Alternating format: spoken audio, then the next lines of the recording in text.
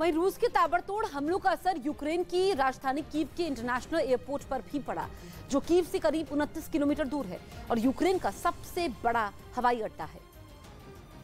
जो रूसी हमले के बाद वीरान नजर आया। विमान जमीन पर खड़े दिखाई दिए तो एयरपोर्ट पर चारों तरफ सन्नाटा पसरा दिखा। दूर दूर तक वहां एक भी आदमी नजर नहीं आया। हाल ही में रूस के हमलों ने वहां सामान ढोने वाली कुछ गाड़ियों को नुकसान पहुंचाया था, जो हमले के बाद भी जस की तस हालत में है। वहीं वेटिंग रूम में कुछ यात्रियों के सामान भी दिखाई दिए, जो रूसी हमले के बाद यात्री वहीं छोड़कर चले गए थे। उन्हें भी अभी तक किसी ने वहां से नहीं हटाया। और इस बीच यूक्रेन की फौज ने रूसी सेना को राजधानी कीव की ओर बढ़ने से रोकने के लिए मोर्चेबंदी और तेज कर दी, जिसके कुछ वीडियो भी यूक्रेन की सेना ने जारी किए, जिनमें एक वीडियो में यूक्रेन के टैंक रूस की सेना को रोकने के लिए मुस्तैद दिखे, जबकि उसके कुछ जवान अपने हथियारों को हमले से पहले तैयार करते नजर आए। अपनी इन तैयारियों को लेकर यूक्रेन की सेना के एक अधिकारी ने जानकारी भी दी। Не знаю, що робити в подальшому, тому що основний із маршрутів висування ми йому повністю. इसी तरह एक दूसरे वीडियो में भी नजर आया कि यूक्रेन की फौज ने कीव की ओर बढ़ रही रूसी सेना को काफी नुकसान पहुंचाया। घात लगाकर किए गए इस हमले में रूस के काफिले में शामिल कई टैंक और बख्तरबंद गाड़ियां बर्बाद हो गई, जबकि कुछ के परकच्चे उड़ गए। उधर यूक्रेन के इरपिन शहर को छोड़कर कुछ लोग सुरक्षित जगह की तलाश में टूटे पुल को पार करते दिखाई दिए।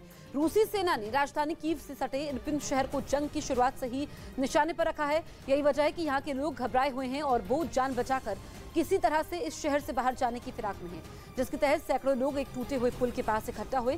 इसके बाद एक दूसरे की मदद करते हुए उन्होंने इस पुल को पार किया। वहां तैनात यूक्रेन की सेना के जवानों ने भी पुल पार करने में लोगों की मदद की।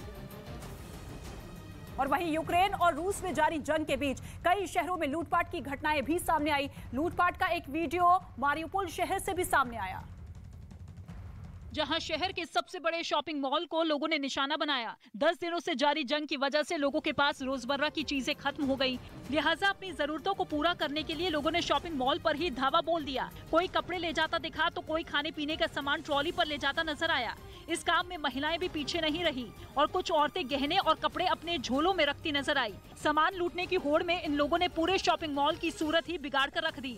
चीजें मॉल में इधर उधर बिखरी नजर आई। लूटपाट कर रहे इन लोगों को जब इस बात का एहसास हुआ कि कोई उनका वीडियो बना रहा है, तो उन्होंने अपने चेहरे को छिपाने की कोशिश की।